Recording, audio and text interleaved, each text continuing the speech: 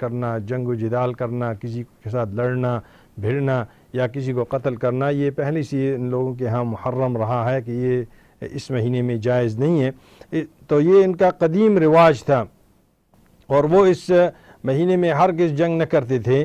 تو جب حضور اقدس صلی اللہ علیہ وسلم اپنے صحابہ رضوان اللہ علیہم اجمعین کے ساتھ تقریباً مکہ مکرمہ سے 19 میل کے فاصلے پر رہ گئے، جہاں صلح حدیبیہ یا جہاں حدیبیہ کا مقام ہے، تو وہاں جب پہنچے تو اپنے سے پہلے ایک اپنا سفیر بھیجا، عثمان ابن عفان۔ طبعاً اس میں بہت ساری تفصیل آگے ہیں کہ کس طرح مشورہ ہوا اور کس طرح حضرت عثمان ابن عفان ذی النورین رضی اللہ عنہ جو ہے نا ان کا نام پیش کیا گیا اور کس طرح ان کو سفیر بنا کر بھیجا گیا۔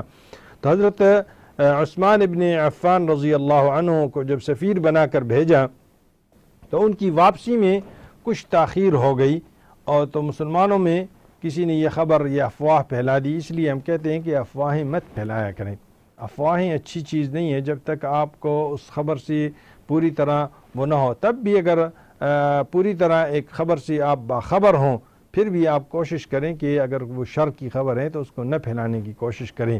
اللہ پاک کا فرمان ہے سورہ حجرات میں کہ یا ایھا الذین آمنوا ان جاءکم فاسق بنبأ فتبینوا ان تصیبوا قوما بجہالہ فتصبحوا علی ما فعلتم نادمین۔ انشاءاللہ اس کے بارے میں تفصیلاً کبھی موقع ملا تو عرض کریں گے۔ تو یہ افواہ پھیل گئی کہ حضرت عثمان ابن عفان رضی اللہ عنہ کو یا تو قید کر دیا گیا ہے یا ان کو شہید کر دیا گیا ہے۔ اس پر حضور اقدس صلی اللہ علیہ وسلم نے اس بے سر و سامانی کے ساتھ کہ کوئی سر و سامان نہیں ہے اور اپنی جمعیت سے جان نثاری کی جو ہے نا وہ بیعت لے لی، جس کو ہم بیعت الرضوان کا نام بعد میں اس کا نام پڑا گیا۔ تو اگر لڑنا پڑا تو ثابت قدم رہیں گے۔ بیعت کرنے والوں کی تعداد اس وقت 1400 صحابہ کی تھی۔ قرآن مجید میں بھی اس واقعے کا اس طرح ذکر ہے کہ جس طرح اللہ پاک نے ارشاد فرمایا ہے لقد رضی اللہ عن المؤمنین اذ یبایعونک تحت الشجرۃ فعلم ما فی قلوبہم فانزل السکینۃ علیہم واثابہم فتحا قریبا۔ یہ کچھ شک نہیں اس میں جب مسلمان مقام حدیبیہ میں ہوں کہ اس کے درخت کے نیچے نبی علیہ الصلاۃ والسلام سے بیعت جہاد کر رہے تھے، اللہ ان سے بہت راضی ہوا اور ان کی حسن نیت اور خلوص اور حب اسلام کو معلوم کر کے ان کے دلوں میں اللہ اور رسول صلی اللہ علیہ وسلم کے وعدوں پر اطمینان دلا دیا، اور اس کے بعد فوراً ہی انہیں خیبر کے یہودیوں پر اللہ پاک نے فتح دے دی۔ پھر وہاں جو صلح حدیبیہ جو صلح ہوا تو اس بیعت کا جب حال جو ہے وہ قریش نے سنا اور چند ان کے ایلچی گئے تھے اور انہوں نے دیکھا تو وہ اس سے ڈر گئے اور خوفزدہ ہو گئے اور وہ صلح کرنے پر آمادہ ہو گئے۔ تو جو معاہدہ ہوا صلح کا اس کی ایک شرط کی روح سے مسلمانوں کو دوسرے سال سن 7 ہجری میں مکہ پہنچ کر عمرہ کرنے کا انہوں نے یہ حق دے دیا۔ اس لیے رسول اکرم صلی اللہ علیہ وسلم دوسرے سال سن 7 ہجری میں 2000 صحابہ کرام رضوان اللہ علیہم اجمعین کو لے کر مکہ مکرمہ پہنچے اور عمرہ کے لیے 3 دن مکہ مکرمہ میں قیام کیا اور وہیں رہے، اور پھر سارے صحابہ کرام جتنی بھی ان کے ساتھ آئے تھے رضوان اللہ علیہم اجمعین ان کے ساتھ وہ مدینہ منورہ تشریف لے گئے۔ جی کال دے دیں جی السلام علیکم۔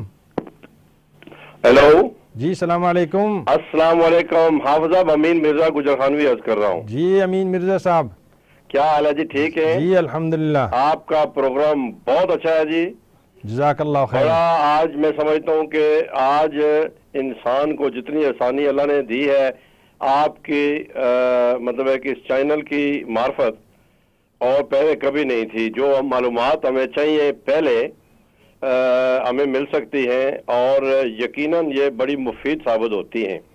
میرا سوال یہ ہے کہ عرفات کے میدان میں کن کن چیزوں کا خیال رکھنا چاہیے، اور مزدلفہ، اور جب مزدلفہ سے آپ واپس آتے ہیں تو جب کنکریاں مارنے کے لیے جائیں تو کن کن چیزوں کا خیال رکھنا چاہیے؟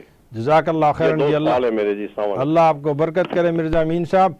ہم آپ کے دونوں سوالوں کے جواب اپنے موضوع کو آگے بڑھانے سے پہلے جو ہے نا ہم اسی پر بات کرتے ہیں کہ عرفات میں پہلی بات تو یہ ہے کہ عرفات جانے کے لیے آپ جب منا سے 9 ذی الحجہ کو آپ سورج طلوع ہونے کے بعد منا کو چھوڑ دیں اور آپ عرفات کی طرف جو ہے نا وہ آپ روانہ ہو جائیں.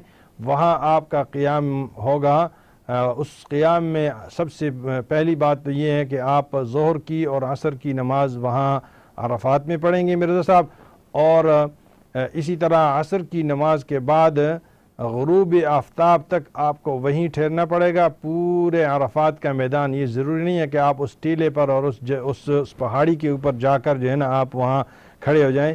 نہیں, اس پورا عرفات کا جو میدان ہے کوشش یہ کریں. بہت سارے لوگ اس عرفات کے میدان سے باہر کھڑے ہوتے ہیں, ان کو جلدی ہوتی ہے کہ وہ مزدلفہ کے لیے چلے جائیں. یہ کام نہ کریں بلکہ حدود کے اندر رہیں, اور آپ کی کوشش یہ ہو. انشاءاللہ تفصیلاً ہم بتائیں گے کہ رسول کریم صلی اللہ علیہ وسلم نے کس عاجزی سے اور کس مسکنت سے اور اس طریقے سے اللہ پاک کے ہاں گریہ وزاری کر رہے تھے اس عرفات کے دن سورج ڈھلنے تک. یہ تو اعمال ہیں, کیونکہ اگر حج کا مین رکن اساسی رکن ہے تو وہ عرفات کا دن ہے, اور اس دن کے لیے انشاءاللہ اس کے فضائل, اس کے بارے میں جو احادیث وارد ہوئی ہیں انشاءاللہ اس کے بارے میں تفصیلاً ہم گفتگو کریں گے. فی الحال آپ کے لیے سوال کے جواب اتنا ہی ہے کہ آپ نے وہاں ٹھہرنا ہے. ظہر کی نماز بھی آپ نے وہاں پڑھنی ہے, عصر کی نماز بھی آپ نے وہاں پڑھنی ہے, اور عصر کی نماز کے بعد سے لے کر سورج غروب تک آپ نے وہیں ٹھہرنا ہے. اور یہ جو وقت ہے آپ کا, یہ آپ کوشش کریں کہ پورا دن جو ہے آپ باوضو رہیں اور آپ اللہ کے ذکر اور اللہ کی سے مانگیں. یہ مانگنے والا دن ہے.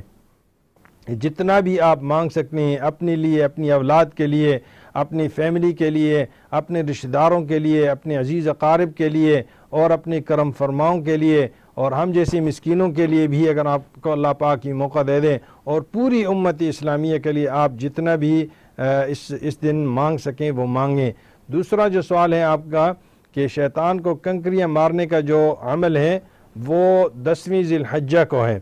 تو پہلے دن تو ایک ہی جو جمرۃ الکبریٰ جس کو کہتے ہیں اس کو مارا جاتا ہے, اور اس میں کوشش یہ ہونی چاہیے کہ آپ نے اس پلر کو نہیں مارنا, تاکہ وہ کبھی ایسے ہوتا ہے کہ وہ آپ کا جو پتھر ہے وہ وہیں سے واپس آ کر یا آپ کے سر پہ لگ جاتا ہے یا کسی اور کے سر پہ لگ جاتا ہے. آپ اپنی جو پتھر ہے چھوٹا آپ کا, اس کو آپ نے اس حوض میں ٹکانے کی کوشش کرنی ہے, اور اتنا لمبا بھی ہاتھ آپ نے نہیں کرنا کہ پورا جو ہے نا بازو باہر نکل آ جائے, بلکہ آپ اس حد تک جو ہے نا اس کو ماریں, اور وہاں اپنا جو پتھر ہے اس کو ٹکانے کی کوشش کریں. اور ہر پتھر کے ساتھ بہت سارے حضرات کو ہم نے دیکھا ہے کہ وہاں شور اور شرابہ اور اس طرح کی بہت ساری غلط سلط اور وہ گالیاں گلوچ اور اس طرح کی باتیں بھی شیطان کو جس طرح مارتے ہیں اور کہتے ہیں ٹھہرو تیرے ساتھ یہ کر دوں گا وہ کر دوں گا, یہ باتیں نہیں ہیں, بلکہ سنت طریقہ یہ ہے کہ ہر اس کے ساتھ آپ جو ہے نا وہ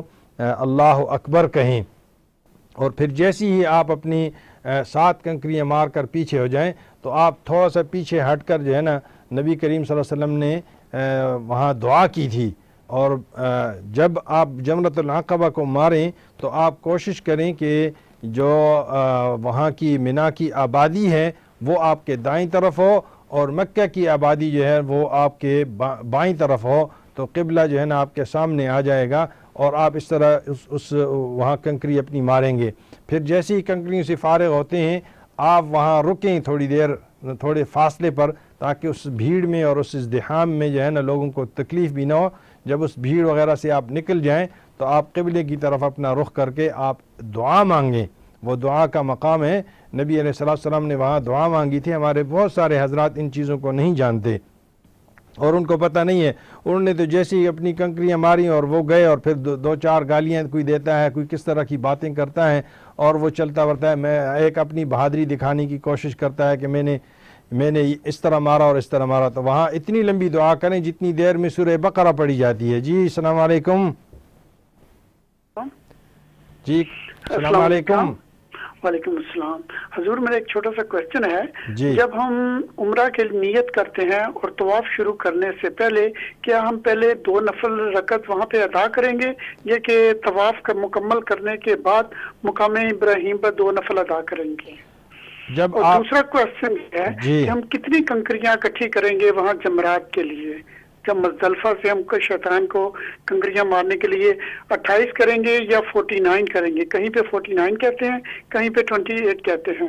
دیر is a confusion between this and that. جی، آپ کا اسم گرامی بھائی صاحب؟ میرا نام بلال خان ہے جی. ماشاءاللہ، جزاک اللہ خیر، بہت اچھے سوالات کیے انشاءاللہ آپ حج نے. پہ جا رہے ہیں، دعا کیجیے گا اللہ تعالی ہمارے لیے حج کی آسانیاں فرما دے. جزاک اللہ خیر، اللہ آپ کا حج قبول کریں، اور جتنی بھی ہمارے بھائی بہنیں حج کے لیے اس دفعہ جا رہے ہیں اللہ پاک سب کا حج قبول و منظور کرے.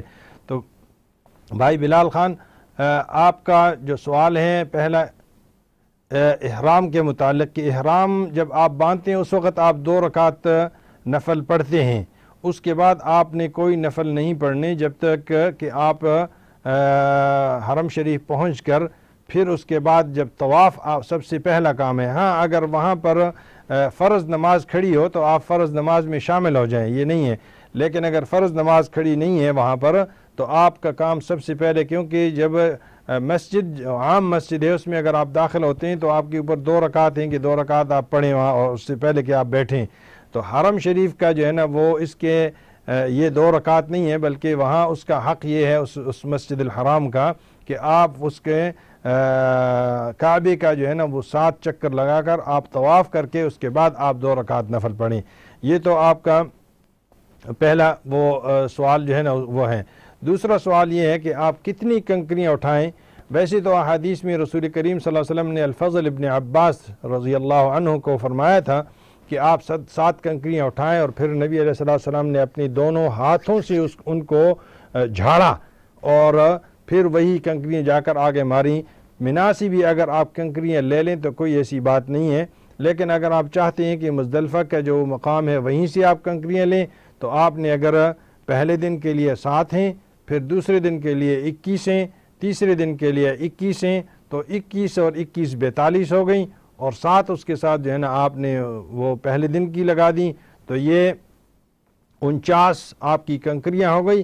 اب اگر آپ نے تیسرے دن بھی رہنا ہے جس کا آپ کو اختیار ہے تو اس کے لیے 21 کنکریاں اگر آپ لیتے ہیں، تو اگر آپ نے ٹھہرنا ہے وہاں، آپ کی نیت ہے کہ میں تیسرے دن بھی رہوں گا، تو تیسرے دن کے لیے اگر آپ 21 لے لیتے ہیں تو اس کے ساتھ ایڈ کر دیں تو یہ 70 بن جائیں گی. ورنہ آپ کو 49 لے لیں، اگر نہیں تو آپ صرف 7 لے لیں، وہ بھی کافی ہیں. یہیں سے باقی دنوں کے لیے آپ مناسب بھی لے سکتے ہیں. اللہ پاک آپ کا اور میرا حامی و ناصر ہو، اور اللہ پاک آپ کا اور تمام بہن بھائیوں کا جو اس سال حج کے لیے جا رہے ہیں اللہ پاک ان کا حج قبول و منظور فرمائے. تو ناظرین اکرام، میں عرض کر رہا تھا کہ اسلام میں حج کی جو فرضیت ہے وہ سن 9 ہجری میں یہ فرض ہوا تھا، اور اسی سال نبی علیہ السلام نے جس طرح ابتداء میں نے کہا حضرت ابوبکر صدیق رضی اللہ عنہ کو بھیجا. اب ہم اس طرف آتے ہیں کہ حضور اقدس صلی اللہ علیہ وسلم نے کب حج کیا. ناظرین کرام، سن 10 ہجری میں رسول اللہ صلی اللہ علیہ وسلم نے حج کا ارادہ فرمایا. جملہ اطراف میں اطلاع بھیج دی گئی، اور نبی کریم صلی اللہ علیہ وسلم حج کے لیے تشریف لے جانے والے ہیں. اور اس اطلاع کے بعد جوق در جوق آس پاس کی آبادیوں سے، ہر جگہ سے، جہاں جہاں تک یہ اعلان نبی علیہ السلام کا پہنچا، تو اس جگہ سے لوگ مدینہ منورہ آنے لگے اور حضور اقدس صلی اللہ علیہ وسلم کا حج دیکھنے لگے، کیونکہ یہ اعلان کیا گیا تھا کہ ہو سکتا ہے کہ آئندہ سال ہم آپ کے ساتھ حج نہ کر سکیں، اس لیے جو حج کرنا چاہتے ہیں وہ آ جائیں. تو اس جمع غفیر میں ہر درجہ اور ہر طبقہ کے لوگ جو تھے وہ شامل تھے. اس پر ہم مزید گفتگو کریں گے. ابھی ہم ایک بریک کی طرف جا رہے ہیں، ایک وقفے کی طرف ہم جا رہے ہیں. تو ہم وقفے کے بعد انشاءاللہ مزید تفصیل سے کہ کس طرح حضور اقدس صلی اللہ علیہ وسلم نے یہ سفر جو ہے یہ رخت سفر باندھا، اور کس طرح وہ اس پہ گئے، کس تاریخ کو گئے، اور کیا کیا اعمال حضور اقدس صلی اللہ علیہ وسلم نے اپنے اس سفر میں کیے. ان تمام کی تفاصیل جو ہیں ہم وقفے کے بعد آپ کو بیان کریں گے. اب اسی کے اوپر ہم اکتفا کرتے ہیں، دعا کرتے ہیں کہ اللہ پاک ہمارا یہ کہنا سننا قبول و منظور فرمائے۔ وصلی اللہ وسلم علی نبینا محمد۔